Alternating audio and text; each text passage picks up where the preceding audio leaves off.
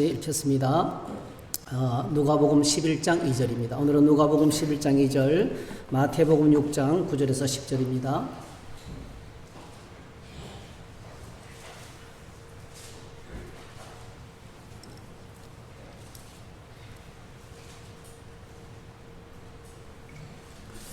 누가복음 11장 2절, 마태복음 6장 9절에서 10절입니다. 같이 읽으시겠습니다. 예수께서 이르시되 너희는 기도할 때 이렇게 하라. 아버지여, 이름이 거룩히 여김을 받으시오며 나라가 임하시오며. 마태복음 6장 9절입니다. 그러므로 너희는 이렇게 기도하라. 하늘에 계신 우리 아버지여, 이름이 거룩히 여김을 받으시오며 나라가 임하시오며 뜻이 하늘에서 이루어진 것 같이 땅에서도 이루어지이다. 아멘. 오늘 이 주어진 말씀을 가지고 하나님 나라 여기에, 이런 제목으로 함께 말씀을 나누겠습니다. 여러분, 하나님은 위대하신 분이십니다. 우리가 위대하신 하나님을 어느 정도 느끼고 경험할 수 있을까요? 사실 저희들의 머리로는요, 우리의 이성적인 생각과 우리의 사고 능력으로는 위대하신 하나님을 담을 수가 없어요. 하나님의 위대하심은 측량할 수가 없습니다. 단적인 예로 말씀드리면, 지금 우리가 보이는 이 은하계, 태양계를 중심으로 한 은하계가 이 별들이 한 1억 정도, 8천억에서 1억 정도가 있어요. 지금 이런 은하계가, 그러니까 1억 개 정도 되는 은하계가 또 1억 개가 있대요. 그러니까 이걸 우리 머릿속에 담을 수가 없어요. 이 천지 만물을 창조하신 위대하신 하나님의 위대하심을 담을 수가 없는 거예요. 하나님의 위대하심을 측량할 수가 없습니다, 사실은. 그래서 하나님의 위대하심은 온 우주에 가득합니다. 창조 세계가, 하나님이 창조하신 온 땅의 만물들이 하나님의 위대하심을 찬양하고 있어요. 우리가 하나님을 잊어버리는 순간에도, 우리가 하나님을 잊고 사는 순간에도 온 우주 만물은 위대하신 하나님을 찬양하고 하나님의 위대하심이 이 세상 만물 가운데 충만합니다. 그래서 우리가 하나님의 은혜 가운데 들어가면, 하나님의 은혜 속으로 들어가면 그게 보이기 시작하는 거예요. 내가 하나님을 찬양하기 시작하고 내가 하나님께 감사하기 시작하면 저 산에 있는 푸른 나무들도, 저 이파리들도, 온 천하 만물들이, 저 해와 달과 별들이 하나님을 찬양하는 것이 느껴져요. 나와 같이 찬양하는 것이 느껴져요. 하나님의 위대하심은 천지를 창조하신 창조 세계 가운데서도 나타나지만은 구원하시는 사역 가운데서 나타나게 됩니다. 여러분, 어떤 신이 독생자 예수를, 그의 아들 독생자를 이 땅에 보내셔서 우리를 구원하시기 위해서 영원전부터 준비하시고, 그리고 십자가에 죽으시고 부활하시고 성천하시고 성령을 보내주시고, 그리고 장차 우리 앞에 기다리고 있는 재림 사건과 그 재림 후에 모든 성도의 부활을 통해서 하나님 나라를 완성하시는 이런 계획을 시작하고 진행하고 이룰 신이 이 땅에 누가 있단 말입니까, 여러분? 하나님의 위대하심은 창조 세계 가운데서도 가득하고요. 하나님의 위대하심은 특별히 구원의 역사 가운데, 하나님이 이루시는 구원의 역사 가운데도 충만합니다. 그래서 우리가 요한계시록을 들여다보면 이미 이룬 하나님, 이미 완성된 하나님 나라의 그 모습은 뭐죠? 그냥 아무것도 없어요. 오직 감사와 찬양으로 가득해요. 하나님 나라의 영광은 감사와 찬양으로 가득해요. 뭘 찬양합니까? 그분의 위대하심, 그분의 위대하심, 그분의 위대하심만을 찬양하는 것으로 가득합니다, 여러분. 그래서 우리가 은혜를 받으면 우리 삶에 그 찬양이 찾아오고 그 찬양이 회복되는 것입니다.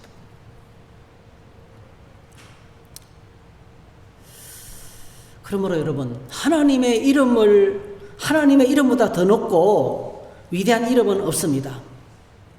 모든 이름 위에 뛰어난 이름입니다. 모든 이름 위에 뛰어난 이름밖에 없어요. 예수님밖에 없어요. 예수 그리스도 하나님밖에, 하나님의 이름만이 위대하고 높습니다. 우리가 지난 주간에 이름이 거룩히 여김을 받으시오며 의미를 함께 생각했어요. 이름이 거룩히 여김을 받으시오며 하늘에 계신 우리 아버지여, 하늘에 계신 우리 아버지여, 이름이 거룩히 여김을 받으시오며, 이것은요 예수 그리스도의 은혜로, 예수 그리스도의 십자가 보혈의 은혜로 구원받은 하나님 백성들이라면, 구원받은 하나님의 교회라면 이것이 바로 우리의 삶의 목적이고 이유입니다. 하나님의 이름을 위해서 사는 것, 교회와 신자들의 삶의 목적이고 삶의 이유입니다, 여러분. 그것이 뭡니까, 여러분? 예배 가운데 있습니다.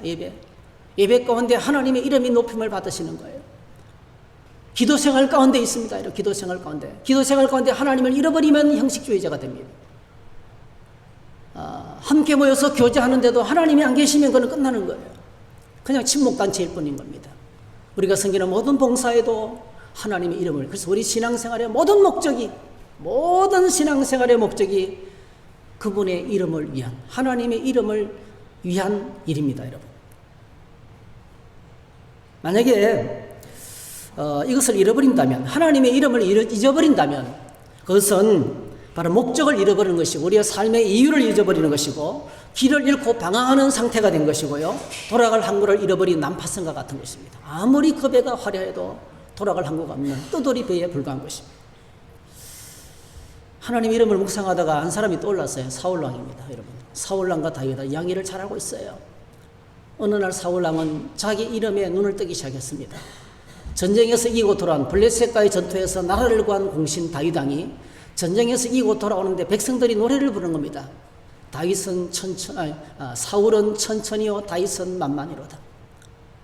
여러분, 이게 나라를 구했잖아요. 블레셋의 공격으로부터 전쟁에서 지면은 노예가 되고 종이 되고 주권을 빼앗겨버리고 비참한 삶이 펼쳐지게 되는데, 다윗이 나서서 블레셋을 물리치고 골리앗을 물리치고 이기고 돌아왔어요. 온 나라가 기뻐서 하나님을 찬양하는 거예요. 사울은 천천히요 다윗은 만만히로다. 그 순간 여러분, 자기 이름에 집착한 사울은요, 자기의 명예, 자기의 위신, 자기의 이름, 자기의 명분에 집착한 사울은 그때부터 자기 사위예요. 다윗은 딸을 준 사위입니다. 사위. 나라를 위기에서 구한 7공신입니다, 여러분. 그리고 자신이 귀신 들려서 괴로울 때 수금을 타면서 찬양을 부르면서 귀신을 쫓아내주고 자신을 치료해준 생명의 은인이에요. 그런데 이 다윗을 정적으로 생각하고 원수로 생각하고, 여러분 아시잖아요. 군대 3천을 거느리고 다윗을 잡으려고 10년이나 쫓아다녔어요. 10년 동안 집요하게 다윗을 죽이려고 정적으로 생각하고 다윗을 추격하기 위해서 자신의 모든 국력을 낭비하고 자신의 인생의 모든 시간들을 허비하면서 그 희한한 일들을 하기 시작했어요. 반면에 여러분, 쫓기던 다윗은 어떻게 되었습니까? 여러분, 한 사람만 쫓아다녀도 죽습니다. 우리가 괴로워서 못 삽니다. 누군가 나를 괴롭히고 한 사람만 따라다녀 보세요. 형사 한 사람만 나를 잡으려고 쫓아다녀 보세요. 불안해서 못 삽니다, 여러분.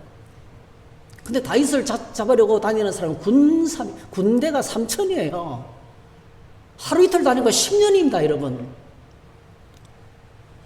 언제 문제가 끝이 날지 몰라요. 앞에 안 보이는 거예요. 날이면 날마다 쫓겨다녀야 돼요. 광야에서 쪽잠을 자면서 불안해서 잠을 못 잡니다, 여러분. 먹을 것을 걱정해야 돼요. 굶을 때도 있었고요. 어떤 때는 자기 생명을 부조하기 위해서 미친 채도 하고요. 적진에도 들어가고요. 여러분, 이게 하루 이틀이 아니고 10년입니다, 10년. 10년 동안 이렇게 3천의 군사로부터 쫓겨다니는 생활을 한번 상상이나 해보세요. 가능합니까, 여러분? 네, 여러분, 사울왕은 자기 이름, 자기 명분에 집착해서 10년 동안 다윗을 쫓아다녔어요. 다윗은 놀랍게도요, 사울왕과 완전 정반대의 삶을 살았어요. 사울왕은 원수를 제거하기 위해서 쫓아다녔지만 다윗의 삶의 목적은 나를 괴롭히는 철천지의 원수를 제거하는 것이 아니었습니다. 그가 다윗 왕을 죽일 기회가 한두 번이 아니었잖아요. 여러 번 있었잖아요. 근데 안 죽입니다. 어떻게 합니까? 하나님의 기름 부은 사자를 내가 어떻게 죽일 수 있으리요? 다윗은요, 쫓겨다니면서도 하나님의 사랑과 하나님의 은혜를 경험했기 때문에, 하나님의 위대하심을 경험했기 때문에 놀랍습니다. 쫓겨다니면서도, 추격을 당하면서도 다윗은요, 하나님의 이름을 위해서 살았어요. 절대로 하나님의 이름을 먹칠하지 않았습니다. 하나님을 두려워하며 하나님과 함께. 그래서 여러분 시편의 수많은 기록들 읽어보면 어떻습니까? 시편의 수많은 기록을 다윗은 그 광야에서 하나님을 만나는 거예요. 광야에서 하나님과 사랑에 빠집니다, 여러분. 광야에서 하나님을 위해서 자기 삶을 드려요. 그래서 시간이 지나면 결과가 어떻게 됩니까? 자기 이름을 위해서 날뛰던 사울왕은 점점 미쳐갑니다. 누가 미치게 한 게 아니에요. 스스로 미쳐가는 거예요. 여러분, 잘못된 인생의 방향은 미친 인생이 되는 겁니다. 인생의 방향이 잘못되면 우리의 존재 목적을 잃어버리면 스스로 미쳐갑니다. 근데 다윗은 어떻게 됩니까? 시간이 흐를수록 점점 더 강성해집니다.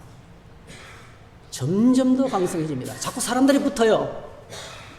나중에 어떻게 됩니까? 아둘람에서 공동체를 만드는데 400명의 사람들이 그에게 따라옵니다.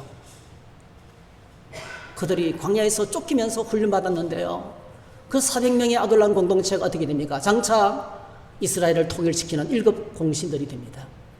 나중에 그들과 함께 이스라엘을 통일하고 통일왕국을 이루는 기초석이 되는 것을 보게 됩니다.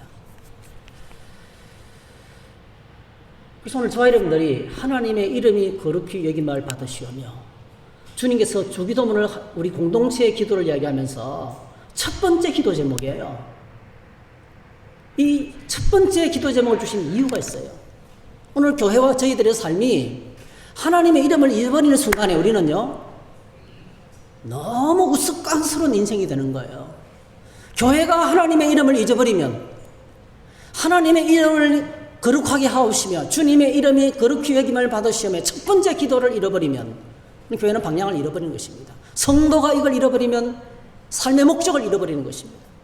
첫 단추를, 여러분 아무리 좋은 옷이라도 첫 단추를 잘못 끼우면 우스꽝스럽죠. 아무리 값비싼 옷이라도 첫 단추를 잘못 끼우면, 단추를 잘못 끼우면 우스꽝스러워요. 이렇게 얼마나 우스꽝스럽습니까? 신앙생활의 첫 단추, 하나님의 이름입니다. 하나님의 이름을 놓치면 안 되는 거예요.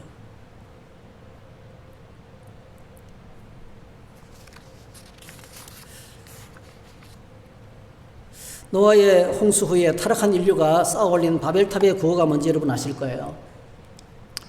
온 땅의 언어가 하나요 말이 하나였더라.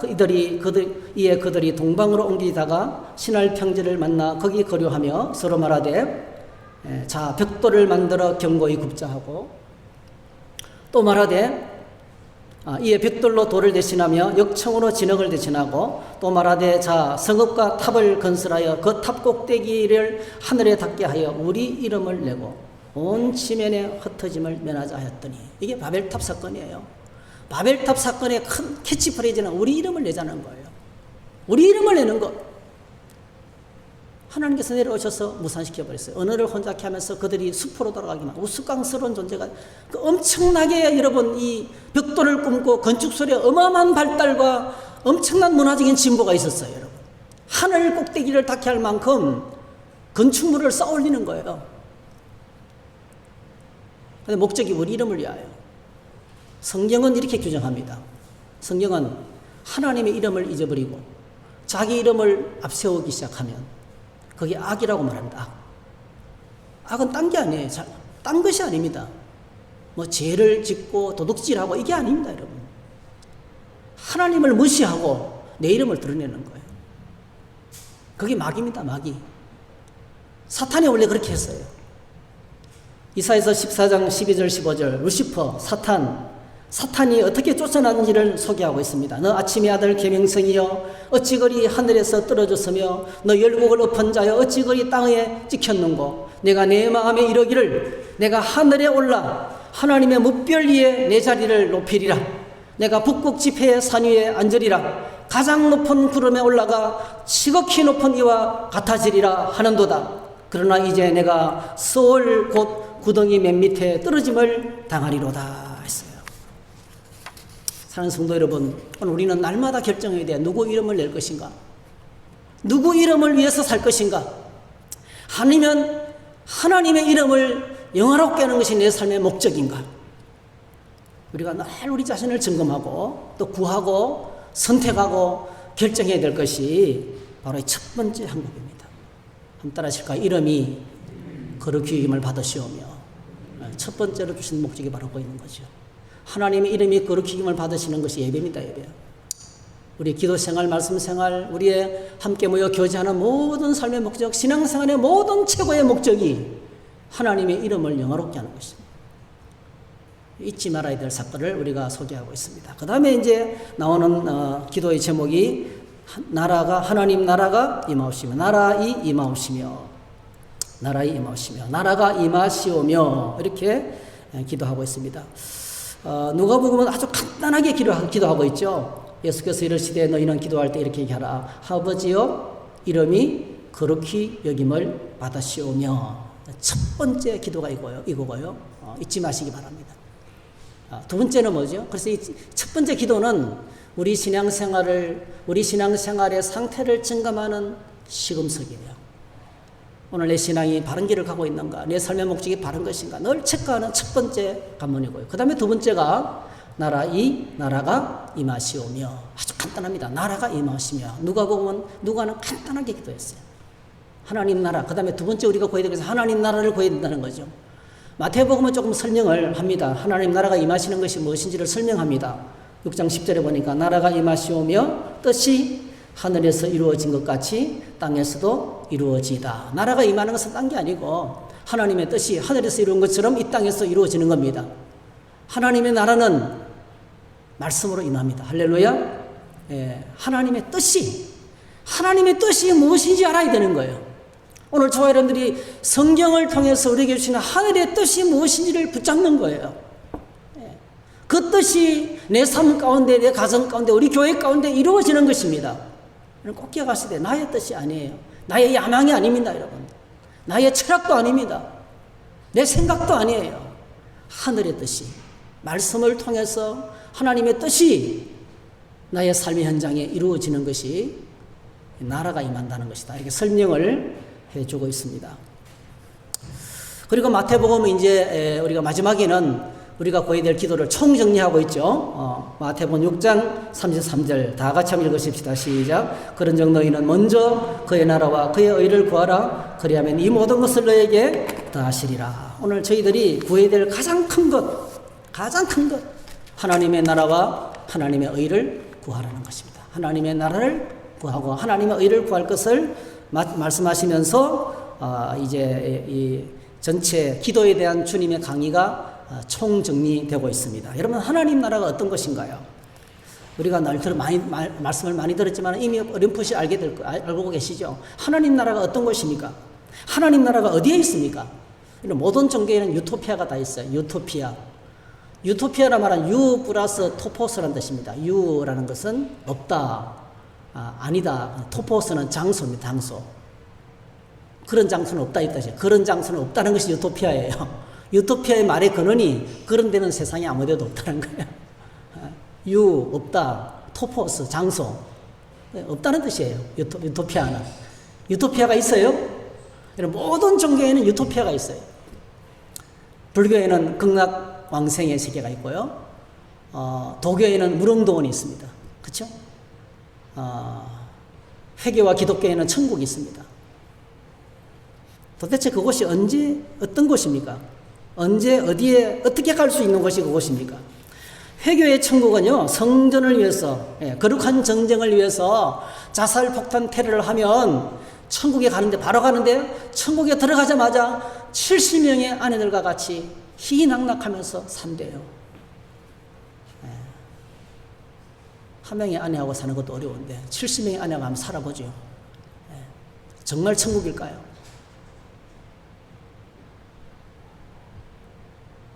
천국을 쾌락의 장소로 묘사하고 있어요. 쾌락의 장소. 방탕하게 보내는 쾌락의 장소로 천국을 묘사하고 있어요. 그렇게 꼬십니다, 여러분. 무릉도원, 극락의 세계, 무릉도는 어떻습니까? 여러분, 그냥 아무것도 하지 않고 신선노름 하는 것이에요. 그냥 푹 놀고, 여러분, 일 없이 한 몇 달만 놀아보세요. 얼마나 힘든지. 우리가 일이 있고 달려갈 목적이 있는 것이 얼마나 감사한지 몰라요. 근데 그들이 말하는 천국은요, 아무것도 안 하는 거예요. 그냥 신선노름 하는 것이에요. 예. 아무 걱정 없고, 아무 염려 없고, 물론 우리가 기독교에서 말하는 천국도 그런 것이에요. 다시는 사망이 없고 곡하는 것이나 애통하는 것은 맞아요. 맞습니다, 여러분. 그곳은 황금길이고요. 황금길이고. 12진주문이 있고요. 수정 같은 유리바다가 있고요. 네, 여러분, 기독교에 오늘 저와 여러분들이 성경이 말씀하고 있는 하나님 나라, 성경이 말씀하고 있는 천국은 완전히 다릅니다. 이런 것하고는 거리가 멀어요, 사실은. 다른 종교들은 사후에 가는 곳입니다. 삶의 모든 결핍을 다 해결받는 것입니다. 얼마나 쾌락에 굶주렸으면 천국에 가서 70명의 아내와 살 것을 꿈꾸겠어요. 쾌락의 삶에 굶주렸으면. 아무나 가질 수 있는 게 아니거든요. 억만장자나 가질 수 있는, 누릴 수 있는 그런 쾌락의 세계잖아요. 손도 까딱하지 않고 신선노름하고 싶다. 그게 여러분 이 세상에서 가능합니까? 불가능해요. 얼마나 그게 굶주렸으면 죽어서 그곳에 가겠다고 생각해요. 그게 인간들이 꿈꾸고 바라는 천국입니다. 천국. 유토피아를 그런 세계로 꾸미는 거예요. 꿈꾸는 거예요. 근데 우리가 성경에서 말씀하고 있는 하나님 나라는 전혀 다릅니다. 예수님이 이 땅에 오셔서 여러분 시험을 받으시고 세례 받으시고 세례요한에게 세례를 받으시고 하나님의 아들로 공식적으로 선포되자마자 여러분 아시는 것처럼 바로 40일 동안 금식기도 하면서 마귀에게 시험을 받으셨어요. 시험에서 이기고 승리하고 돌아온 예수님께서 처음으로 외칩니다. 회개하라, 천국이 가까웠다. 할렐루야. 회개하라, 천국이 가까웠다. 예수님의 첫 번째 메시지가 천국입니다. 하나님 나라, The Kingdom of God입니다. 바실레이아. 하나님 나라, 하나님의 왕국이 가까웠다.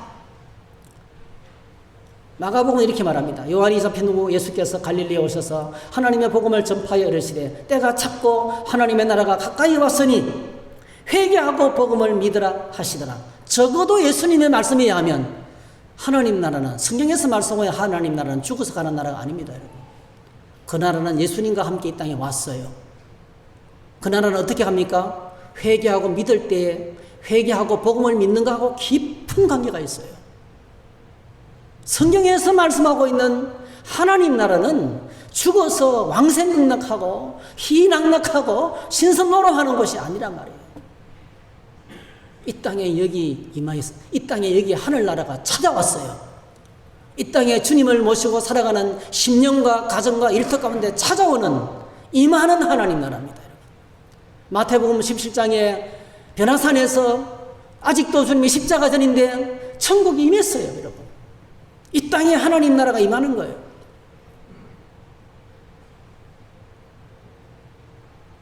여러분 성경을 한번 찾아볼까요? 누가복음 17장을 한번 펼쳐보세요. 누가복음 17장. 누가복음 성경책을 가져오셨는데 찾을 여유가 없으면 찾을 수 있는 기회가 없으면 안 되니까 한번 찾게 하겠습니다. 여러분 누가복음 17장을 꼭 펼쳐보세요. 20절. 자, 누가복음 17장 20절. 누가복음 17장 20절. 자, 20절 같이 있습니다. 시작. 바리새인들이 하나님의 나라가 어느 때에 임하나이까 묻거늘 예수께서 대답하여 이르시되 하나님의 나라는 볼 수 있게 임하는 것이 아니요. 21절. 또 여기 있다 저기 있다고도 못하리니라. 하나님의 나라는 너희 안에 있느니라. 천국은 하나님 나라는 너희 안에 있다. 바리새인들이 예수님께 와서 물었어요. 하나님 나라가 어디 있습니까? 하나님 나라가 어느 때에 임합니까? 그들의 관심은 때에 관심이 많았어요. 하나님의 나라는 어느 때에 임합니까? 그들의 최고의 관심은 때입니다. 언제 임하느냐가 언제. 하나님 나라가 언제 임하느냐는 거예요. 여러분 유대인들에게는요 하나님의 나라는 여기 이제 여기 누가복음 17장에 보면 하나님의 나라의 때, 그 다음에 인자가 임할 때, 인자의 때, 인자의 때, 그 다음에 그날, 하나님의 날, 뭐 이런 모든 말들은 다 뭡니까? 이스라엘의 회복 다 뭡니까? 메시아가 오면, 하나님이 약속하신 메시아가 오면 임하는 나라인데요. 그 메시아가 임하면 그동안에 이스라엘을 압제하던 모든 원수와 모든 세력들이 다 추방을 당하고, 그리고 이스라엘이 회복되어서 정치적으로 독립하고 자유를 얻고, 마치 애굽에서 노예살이하던 이스라엘 백성들이 하나님이 오셔서 해방시켜 주시고 그들을 자유케 하셨던 것처럼, 여러분 수천 년을 식민지 통치로 고통당하던 이 이스라엘 백성들에게 목이 빠지도록 기다리는 것이 바로 메시아의 나라입니다. 하나님 나라입니다. 그들이 최고의 관심은 메시아가 오면 하나님 나라가 임하는데, 제가 이거 가지고 히브리서 11장 가지고 언제 한번 말씀을 드렸잖아요. 믿음은 미래의 현재와다 이렇게 말씀드렸어요. 하나님 나라는 역사의 종말의 때 이루어지는 것인데, 그때 메시아가 오면, 인자가 오면 나라가 회복되고 이스라엘이 독립을 되찾고 완전한 평화가 찾아온다고 믿었어요. 그래서 그들은 언제나 하나님의 나라 언제 임할 것인가 목이 빠지도록 그 때를 기다리는 거예요. 그 예수님이 말씀을 전하고 있는데 바리새인 중에 하나가 딱 보니까 메시아가 기도하고 아니기도 하고, 막 사람들을 죽은 자를 살리시고 부활을 시키고 메시지를 전하고 질병을 치료하면서 보니까 말씀대로 의하면 메시아인데 그러면 하나님 나라가 임해야 되거든요. 이스라엘이 회복돼야 되거든요. 근데 여전히 예수님은 정치적인 운동은 전혀 하지 않고 뭐 한쪽 기퉁에서 고통당하는 사람들, 연약한 사람들만 보살피고 계신단 말이에요. 그래서 물은 거예요. 하나님 나라가 언제 이루어집니까? 때를 물었습니다. 예수님의 제자들도 똑같았어요. 예수님을 따라다니면서 평생을 공생의 사역을 지냈지만은 그들의 생각대로 고정된 생각이 안 바뀌는 거예요. 유대인들은 유대인들입니다, 여러분. 민족적인 고정관념을 못 뛰어넘는 거예요. 여러분, 예수님의 제자들이 예수님께 마지막으로 던졌던 질문이 뭔지 아세요? 마지막 질문. 그게 예수님께서 십자가에 죽으시고 부활하시고 성천하시기 직전에 던졌던 질문이에요. 그게 사도행전에 나옵니다. 누가복음 그냥 펼쳐놓으시고요. 사도행전에 이렇게 되어 있어요. 그가 고난을 받으신 후에 또한 그들에게 확실한 많은 증거로 친히 살아계심을 나타내서 40일 동안 그들에게 보이시며 하나님 나라의 일을 말씀하시니라. 예수님의 사역의 전부를 한마디로 딱 압축하는데, 예수님의 사역은 이 땅에 하나님 나라 일을 말씀하신 거라는 거죠. 여러분, 성경은 주제가 하나님 나라입니다. 여러분, 하나님 나라가 뭔지 감이 안 잡히고 하나님 나라가 뭔지 모른다면 신앙생활을 잘못하고 있는 거예요.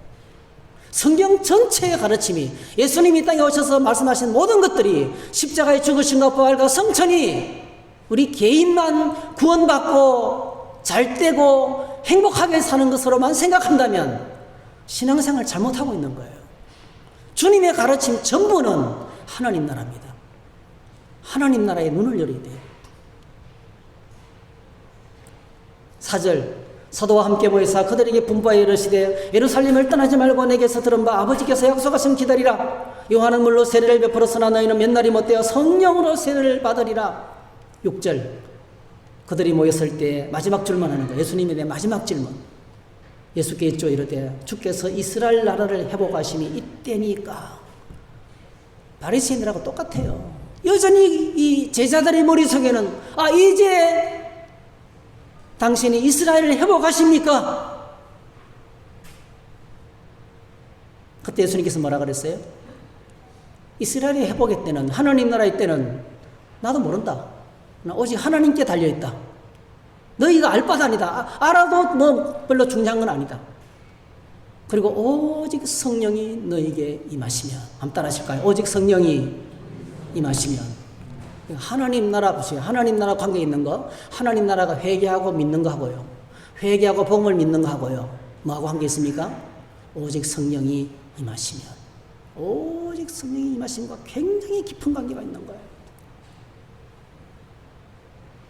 그들의 민족적인 생각의 한계가 뭡니까? 메시아가 오면 하나님 나라가 임하고, 하나님 나라가 임하면 해방되고 이스라엘이 회복된다는 이 생각밖에 없는 거예요. 3년 반 동안이나 제자들이 주님을 따라다니면서 하나님 나라의 말씀을 들었어요. 끝없이 하나님 나라의 말씀을 들었지만 하나도 이해 못한 거예요. 하나도 이해를 못했어요. 못 따라가는 거예요.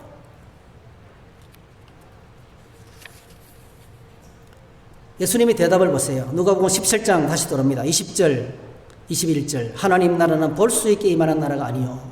이건 뭡니까? 하나님 나라는 이 땅 나라하고 다르다는 거예요. 우리 눈으로 보는 나라가 아니라는 거예요. 하나님 나라는 영적인 나라라는 겁니다.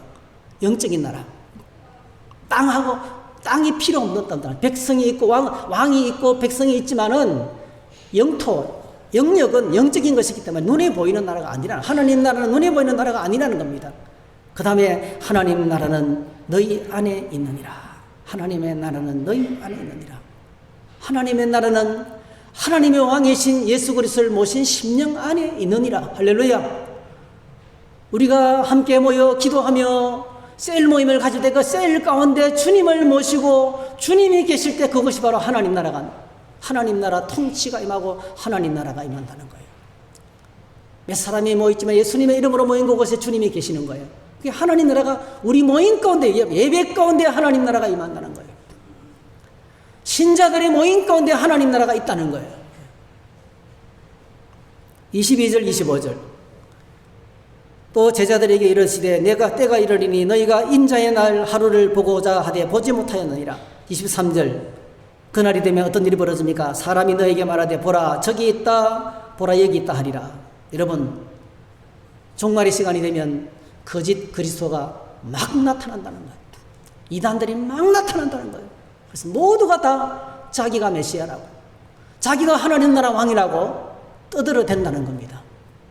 여러분, 영적인 분별력이 있기를 주 이름으로 축복합니다. 분별 능력이 있습니다. 말씀이 없으면 걸러낼 수 있는 능력이 없는 겁니다. 다 속아 넘어갑니다. 종말론적으로 사고에 집착하면 엄청나게 위험합니다. 그냥 교회를 설렁설렁 뜻도 없이 다니는 것보다 더 위험합니다. 교회를 설렁설렁 뜻도 없이 다니시는 분들은요, 어느 날 갑자기 예배 시간에 은혜를 받을 수 있어요. 근데 종말론 쪽으로 미쳐있는 사람들은요 100% 잘못됩니다. 여러분, 왜? 미혹하는 자들이 너무 많아요. 종말론을 갖고 들고서 다가오는 이 거짓 선지자들이 너무 많아요. 우리 주변에 온통 주변에 가득합니다. 여러분,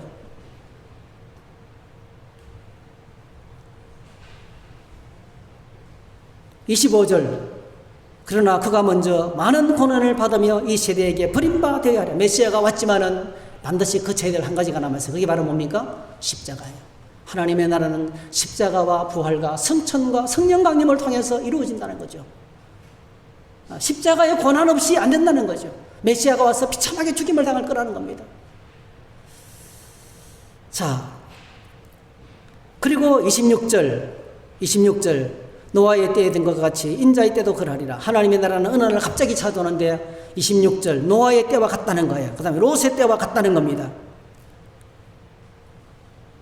자, 27절 노아가 방주에 들어가던 날까지 사람들이 먹고 마시고 장가들고 시집가더니 홍수가 나서 어느 날 갑자기 멸망당했다는 거예요. 어느 날 갑자기 심판이 찾아왔다는 거예요. 롯의 때와 같이 사람들이 먹고 마시고 사고 팔고 심고 집을 짓더니 어느 날 갑자기 그날이 다가와서 the Lord day 주의 날이 다가와서 순식간에 멸망했다는 겁니다. 그게 하나님 나라가 임하는 겁니다. 여러분, 시집가고 장가가고 먹고 마시고 사고 팔고 심고 집을 짓는 것, 이 나쁜 것이 아니에요. 정상적인 생활이에요. 너무나 중요해요. 그런데 여러분, 뭐가 문제입니까? 이것보다 더 중요한 게 있다는 거예요. 이것보다 더 중요한 것을 놓쳐버리면 이것이 바로 뭐죠? 이 속에 갇혀서 먹고 산다고, 시집가고 장가가는 것, 이것 때문에 먹고 사고 팔고 마시고 있고 이런 것 때문에 하나님 나라를 잃어버린다는 거예요. 그래서 아주 뼈 있는 말을 합니다. 누가복음 17장 33절. 여러분 33절 보세요. 같이 한번 읽어보십시다. 시작. 무릇 자기 목숨을 보존하고자 하는 자는 잃을 것이요 잃는 자는 살아나리라. 여기 앞에 나오는 목숨이 푸스케입니다. 푸스케. 헬라에는 목숨, 이 몸과 관계된 것이 두 가지가 있는데 하나는 푸스케, 또 하나는 조에입니다. 생명. 앞에 나오는 이 푸스케라는 것은요 육신 덩어리입니다. 육신 덩어리.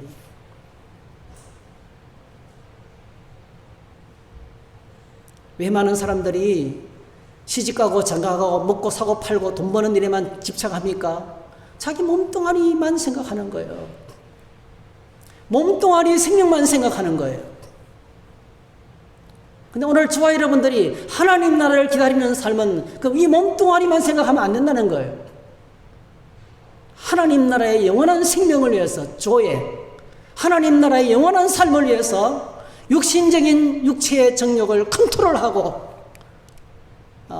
우선순위를 먼저 정해서 삶의 목적을 정해서 하나님의 이름을 구하고 하나님 나라를 구하는 삶의 방향을 틀지 않으면 하나님의 나라는 어느 날 갑자기 임한다는 거죠. 감당이 안 되는 거예요. 어느 날 갑자기 임한다는 거예요. 어느 날 갑자기 우리가 하나님 앞에 서게 된다는 것입니다. 여러분에게 한 군만 더 소개하겠어요. 요한계시록 21장에 보면 이렇게 말합니다. 하나님 나라를 이렇게 소개합니다. 내가 들으니 보좌에서 음성이 나서 이르되 보라 하나님의 장막이 사람들과 함께 있으며 하나님이 그들과 함께 계시리니 그들은 하나님의 백성이 되고 하나님은 친히 그들과 함께 계셔서 모든 눈물을 그 눈에서 닦아주시니 다시는 사망이 없고 애통하는 것이나 고가는 것이나 아픈 것이 닿지 아니하리니 처음 것들이 다 지나갔음이라 했어요. 이게 천국이에요. 하나님께서 우리에게 소개하고 있는 천국입니다. 여러분, 천국은 무릉도원이 아닙니다. 할 일 없이 빈둥거리며 노는 곳이 아닙니다. 여러분, 하나님 나라가 가까이 왔다고 말씀하시면서 그 하나님 나라가 이루기 위해서는 십자가의 고난이 있어야 된다고 말씀하시면서, 그리고 사도행전에서는 오직 성령이 임해야 된다고 말씀하셨는데요. 여러분, 그 결과 어떤 일이 벌어집니까? 그 결과 성경 모든 말씀의 마지막 언약이 하나님이 우리와 함께 영원히 같이 있는 것입니다. 천국은 어떤 것입니까? 하나님이 함께 있는 곳이에요. 무릉도원이 아닙니다. 여러분, 무릉도원에 예를 들면 극락의 세계에서 부처님과 함께 행복하게 사는 것이 극락의 세계입니까? 아니에요. 천국은 그냥 우리의 모든 결핍이 다 채워지는 그런 공간이 아닙니다. 배 터지게 먹고 막 실컷 놀고 노래 부르고 방탕하고 막 그런 곳이 아닙니다. 여러분, 성경에서 말씀하는 천국은 딱 한 가지예요. 하나님이 그곳에 계십니다. 하나님이 계시는 곳이 바로 뭐예요? 천국이에요. 하나님의 눈물을 닦아주시고 하나님의 고통의 문제를 처리해 주시고 하나님께서 가난의 문제를 해결해 주시고 하나님께서 인생의 모든 문제를 해결해 주시고 하나님이 다스리고 통치하는 나라, 하나님이 다스리고 통치하는 그 나라가 바로 뭐죠? 하나님이 계신 그곳이 천국입니다. 한번 따라하실까요? 천국은 하나님과 함께 영원히 사는 곳이다. 근데 오늘 저와 여러분들이 생각하는 천국은 어떤 것입니까? 우리가 찾고 구하는 천국은 어떤 것입니까?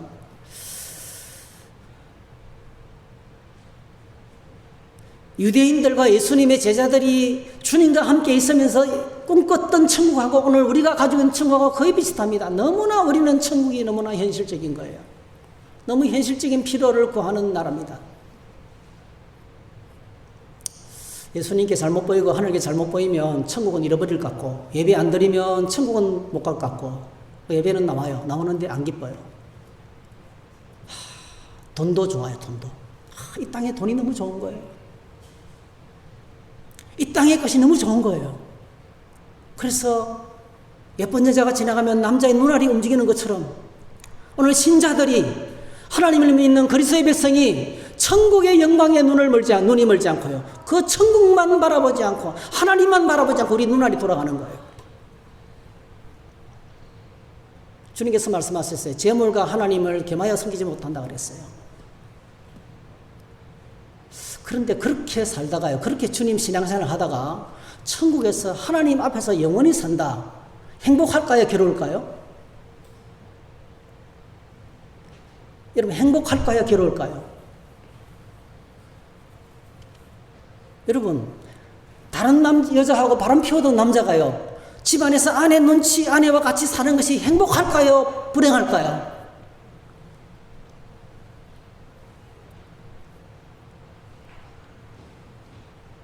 고통스러운 거예요. 엄청난 고통이에요. 그러니까 천국에서 주님과 함께 산다는 것은 뭐가 전제가 돼야 됩니까? 하나님을 사랑해야 돼요. 하나님을 향한 사랑이 흘러넘쳐야 돼요. 천국은 어떤 것입니까? 하나님을 사랑하는 공동체예요. 하나님을 사랑하는 공간이에요. 사랑을 하면 아무것도 안 보여요. 그 사랑의 대상만 보이는 것입니다. 천국은 어떻게 임합니까? 성령이 임해야 되는 거예요. 천국은 주님이 다스리는 통치의 공간인데 어떻게 주님의 통치가 이루어집니까? 주님의 통치가 이루어지는 방법이 말씀과 기도입니다. 예배입니다. 예배. 여러분, 오늘 저와 여러분들이 천국에서 영원히 기쁘게 하나님과 함께 다 살기를 축복합니다. 그렇게 되어서 반드시 전제될 것이 있어요. 예배가 좋아야 돼요. 성경 읽는 것이 좋아야 돼요. 기도하는 것이 좋아야 돼요. 예배당에 오면 너무 행복해져야 됩니다. 행복해야 됩니다. 하나님과 같이 있는 것이 기쁜 시간이 되어야 돼요.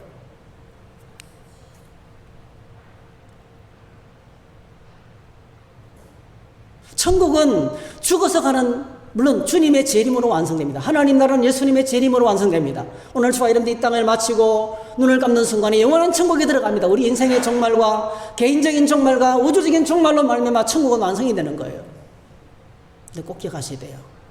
그 천국은 그것만이 전부가 아니라는 거예요. 오늘 내가 예수님을 이 땅에 모시고 그분을 누구보다 사랑하고 주님을 사랑하고 주님을 가까이 하고 주님을 붙잡고 그렇게 살아갈 때 이미 천국 안에 있는 거예요. 할렐루야. 이미 하나님 나라의 삶이 시작된 거예요. 이 땅에 여기서 비록 이 땅이 선과 악이 공존하고 선과 악이 등을 맞대고 살아가고 있어요. 장점이 단점이 되고 단점이 장점이 되는 거예요. 여러분, 이 땅은 다 그래요. 완벽할 수가 없어요. 이럴 때는 좋은데 이럴 때는 안 좋은 거예요. 어느 누구도 만족할 수가 없어요. 이 땅은요. 항상 진보와 보수가 등을 맞대고 있는 거 이 세상이에요.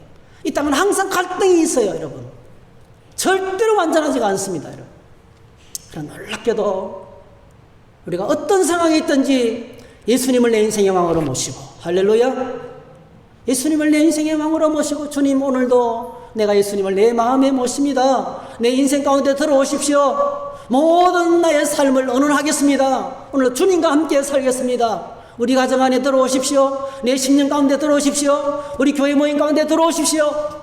내 이름이 아니고 하나님의 이름이 그렇게 여김을 받으시기를 원합니다.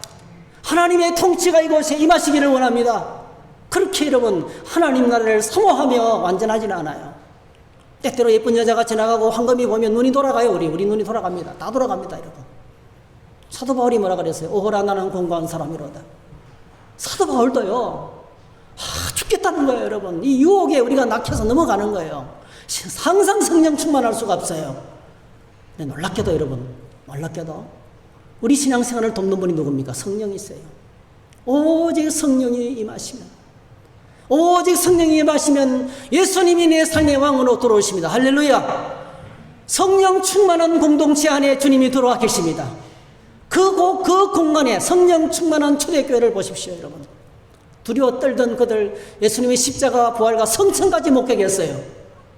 예? 그런데 벌벌 떨면서 있었는데 하나님이 약속하신 대로 오순절 마가의 다락방에 성령이 임했어요. 성령이 강림했어요. 성령을 받자 그들은 뭐죠? 아직도 그들이 살아가는 세상은 변화된 게 하나도 없어요. 여전히 군사력으로 세계 평화를 이루는 폭력이 세계를 지배하면서 감히 무서워서 원수들이 방기를 못하는, 그래서 군사력으로 팍스 로마나 평화라는 세상의 평화를 이루고 여전히 피라미드 구조에서 극소수의 로마인들을 위해서 온 세상 사람들이 희생하는, 다치고 상하고 고통하고 울부짖는 그 세상 가운데서 가장 위대하고 높은 주는 가이사 아구스도밖에 없어요. 예?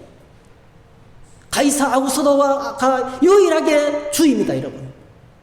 그런데 여러분, 여전히 그 무서운 세상 가운데서 그들이 뛰쳐나가서 하나님의 아들 예수 그리스도 주님이 바로 온 땅의 임금이시다, 예? 복음을 전하면서 그분이 살아계신다, 그분이 우리와 함께 하신다. 그리고 어떤 생활을 했습니까, 여러분? 사도의 가르침을 받아 함께 기도하고 함께 성전에 모이고 함께 뭐죠? 유무상통하고 천국을 나누는 거예요. 천국을 누리는 거예요.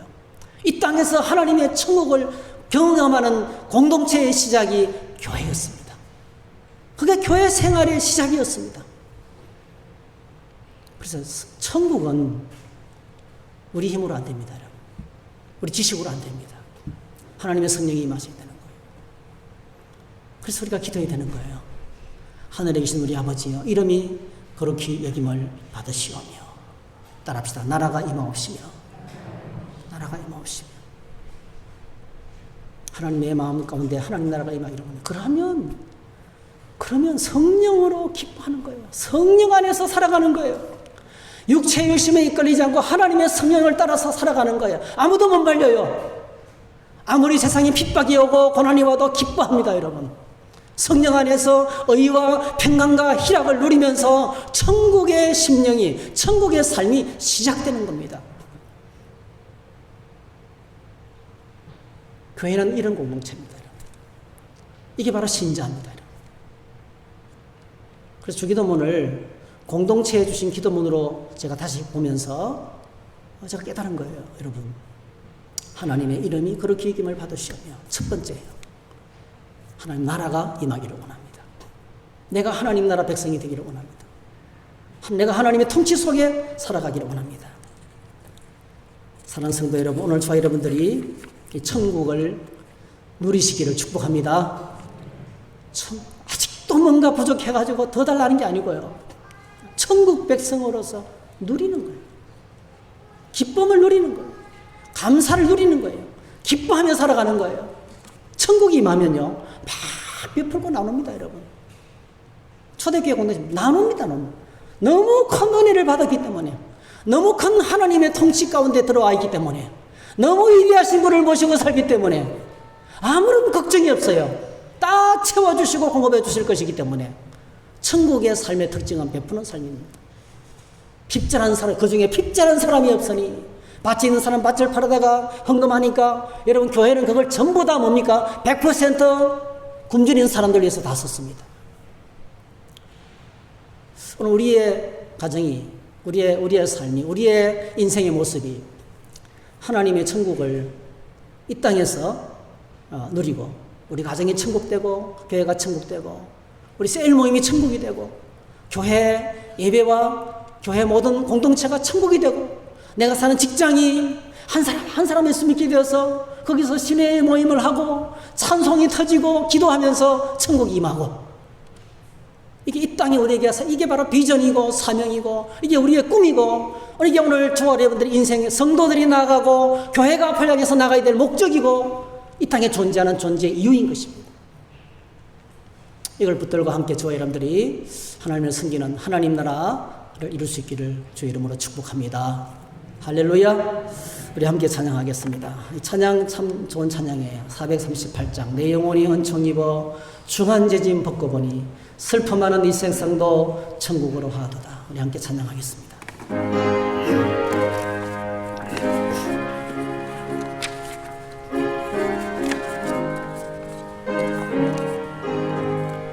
내 영혼이 은총 입어 중한 죄짐 벗고 보니 슬픔 많은 이 세상도 천국으로 하도다.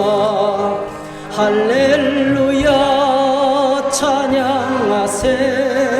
내 모든 죄 사함 받고 주 예수와 동행하니 그 어디나 하늘나라 주의 얼굴 뵙기 전에 멀리 뵈던 하늘나라 내 맘속에 이루어지니 날로 가깝도다.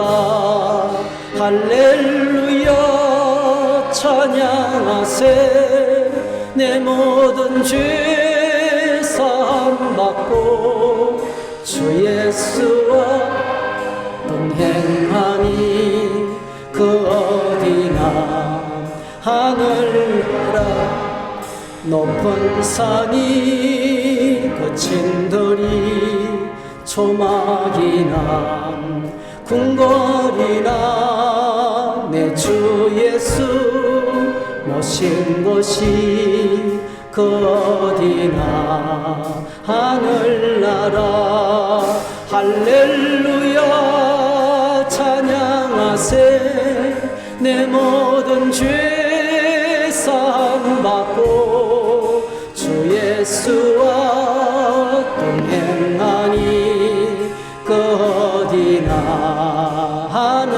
높은 산이 거친들이 높은 산이 거친들이 초막이나 궁궐이나 내 주 예수 모신 곳이 그 어디나 하늘나라 할렐루야 찬양하세 내 모든 죄 사함받고 주 예수와 동행하니 그 어디나 하늘나라. 함께 기도하겠습니다. 네, 여러분 조용하게 좀 간절하게 기도했으면 좋겠습니다. 하늘에 계신 우리 아버지여, 이름이 거룩히 여김을 받으시오며, 그럼 우리가 어떻게 살았는지 한번 보십시다. 내가 내 이름을 위해서 살았는지, 하나님의 이름을 위해서 살았는지, 내 인생이 어떤 방향으로 가고 있는지 한번 체크해 보십시다. 나라가 임하옵시며, 여러분 예수님을 믿고 주님을 모시고 살면 하나님 나라 백성이 됩니다. 하나님 나라 백성의 삶을 누려야 됩니다. 하나님의 평강을 누려야 됩니다. 내 심령과 우리 가정과 우리 셀 가정모임과 우리 교회가 하나님 나라가 임하도록 기도하십시다. 우리 믿음 없는 우리 자녀들이 다 주님을 만나고 하나님 친백성이 되고 하나님 나라 백성으로 살아갈 수 있게 해달라고 기도하십시다. 우리 저희 다 같이 주여 한번 부르고 1, 2분 정도 자신의 좀 기도를 간절하게 올려드리도록 하겠습니다. 주여 하나님, 주의 보좌 앞에 나갑니다. 하나님의 긍휼과 하나님의 자비의 보좌 앞에 나갑니다. 주님, 하나님의 이름이, 하나님의 위대하신 이름이, 하나님의 높고 위대하신 이름이 거룩히 여김을 받으시기를 원합니다. 우리가 하나님의 이름을 무시하고 하나님의 이름을 영화롭게 하는 대신에 하나님의 이름에 먹칠을 하고 하나님의 영광을 가린 적이 얼마나 많이 있습니까? 너무나 악한 마음이, 악한 말들이, 독한 말들이, 이기주의가 내 삶을 지배하면서 예수 믿는 하나님의 사람이면서도 하나님의 이름을 영화롭게 하지 못할 때가 얼마나 많은지 용서하여 주시기 원합니다. 이제는 날마다 주님의 거룩한 이름을 영화롭게 하며 하나님의 이름의 내 삶을 통해서 우리 교회를 통해서 거룩히 여김을 받으시는 주님의 이름이 높임을 받으시는 예배를 올려드리며 온전한 감사와 찬양을 올려드리는 우리 교회가 되게 하여 주시옵소서. 나라가 임하기를 원합니다. 하나님의 나라가 내 심령에 임하기를 원합니다. 하나님의 왕이신 예수 그리스도를 내 심령 중심에 모십니다. 우리 가정의 중심에 모십니다. 날마다 말씀과 기도로 깨어서 천국을 경험하기를 원합니다. 주의 나라, 주의 뜻이 우리 가운데 임하게 하시고 우리 안에 이루어지게 하시고 하나님, 우리의 온 가족들이 하나님을 예배하며 주님을 모시고 살아가는 진지한 인생을 살게 하시고 천국 백성으로서 날마다 살아갈 수 있도록 천국의 그 희락과 기쁨과 평안을 누리며 살아가는 하나님의 나라의 공동체가 되도록 축복하여 주시옵소서. 영광을 받아 주시옵소서. 감사를 드리며 예수님의 이름으로 기도하옵나이다. 아멘.